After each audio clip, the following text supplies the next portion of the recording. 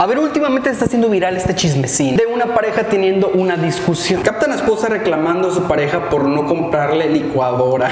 Esta pareja se acaba de casar y como cualquier pareja empiezan a tener sus primeras peleas de amor. El problema es que esta pareja la está teniendo en público.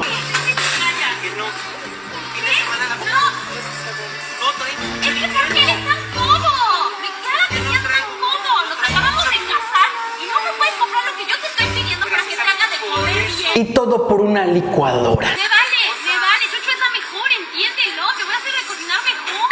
¿Quieres que te haga cocinar rico? ¿Ya viste las opciones que tiene? Te voy a poder hacer los chiles en nogada, mira, tienes para grindear. Pero bueno, ¿tú qué opinas de esta pareja? Recuerda seguirme para más videos y chismecitos.